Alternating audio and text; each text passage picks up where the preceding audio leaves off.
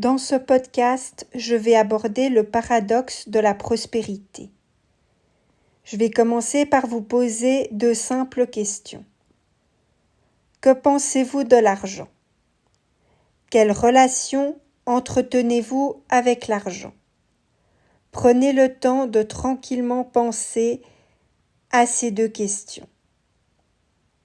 Que vous vous inquiétiez de ne pas avoir assez d'argent, que vous le pourchassiez, que vous le dépensiez sans compter, ou que vous l'économisiez, ou que carrément vous le thésaurisiez, votre relation avec l'argent influence significativement votre vie. L'argent influence d'une manière ou d'une autre tous les individus.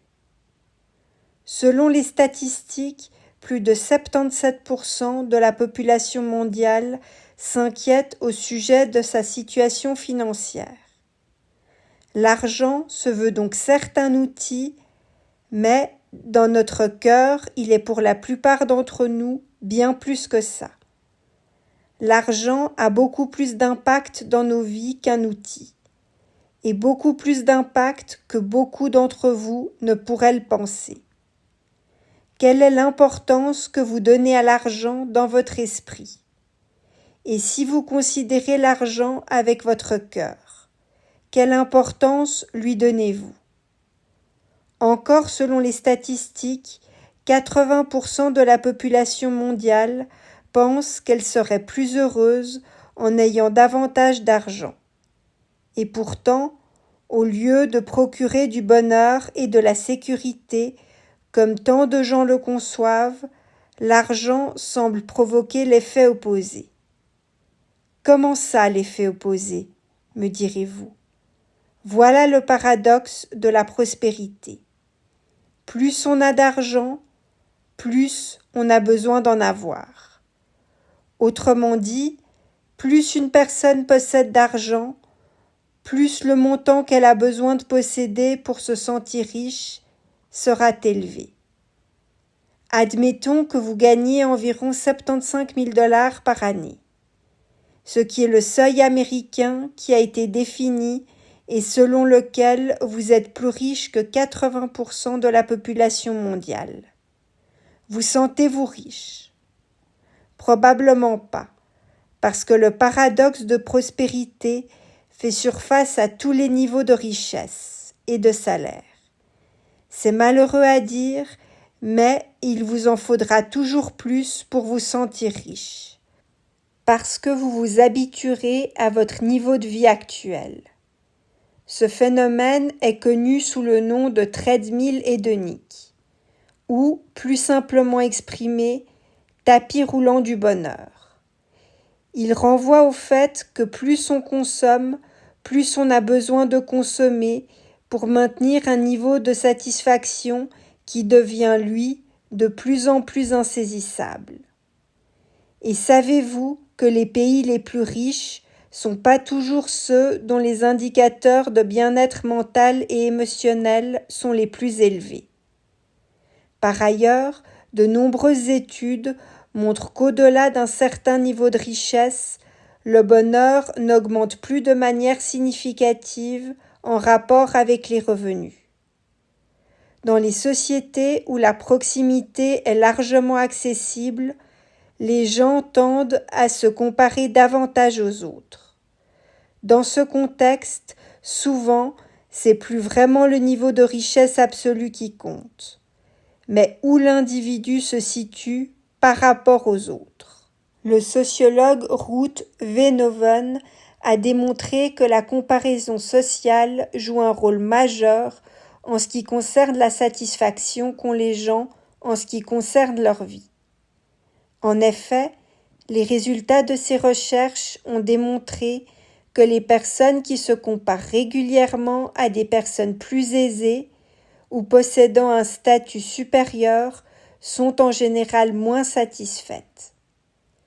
Le paradoxe de la prospérité vient également du fait que la prospérité économique veut que le travail tienne une place centrale dans l'identité de nombreuses personnes, au détriment des liens sociaux. alors que des études ont clairement prouvé que les relations sociales sont le facteur d'importance numéro 1 en ce qui concerne le bien-être, avec la santé par ailleurs aussi, bien plus que les gains financiers. En raison du stress de la réussite, pour ne pas dire la pression ambiante de réussite de notre société actuelle, la prospérité, au lieu de libérer les individus d'un poids et de les sécuriser, renforce souvent leurs contraintes psychologiques. Le paradoxe est flagrant. Beaucoup de personnes ressentent au final un vide intérieur malgré leur succès matériel.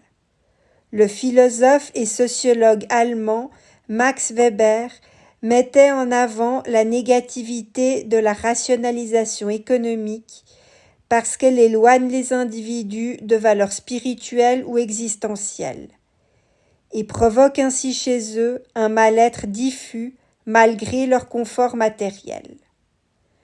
Ne pensez-vous donc pas qu'il soit non seulement utile, mais aussi nécessaire de repenser la prospérité pour surmonter ce paradoxe? Commencez à définir, à redéfinir votre conception du bonheur et de la réussite. Placez le bien-être humain au premier plan avant la richesse économique. Comme le démontre l'étude de l'économiste Richard Esterlin, qui l'a conduite en 1974 et qui est connue sous le nom de paradoxe d'Esterlin, des facteurs autres qu'économiques influencent le bonheur. Le paradoxe d'Esterlin a révélé que bien que les revenus aient augmenté dans les pays développés, les niveaux de bonheur rapportés n'ont pas suivi cette progression au-delà d'un certain seuil, et a conclu qu'un revenu élevé améliore le bonheur jusqu'à un certain point seulement, mettant en évidence que d'autres facteurs que l'argent influencent le bonheur. Les chercheurs Daniel Kahneman et Angus Deaton ont rejoint ces conclusions en 2010. Selon leurs recherches, au-delà d'un certain seuil, davantage de revenus ne fait pas nécessairement augmenter le bien-être subjectif des individus. Ces études montrent bien que la prospérité économique apporte de nombreux avantages, elle ne garantit pas une amélioration proportionnelle du bien-être humain. Voilà la vraie nature de l'argent. Il ne suffit jamais à vous satisfaire, du moins la plupart d'entre vous. L'argent n'amène jamais le bonheur qu'on pense qu'il apporte. Même si vous atteignez le palier que vous vous fixez, vous en voudrez davantage. Vous continuerez à le percevoir comme insuffisant pour vous sentir en sécurité à long terme. Maintenant, à votre tour de vous exprimer dans la section commentaires. Quelles sont vos expériences avec l'argent, vos ressentis par rapport à l'argent?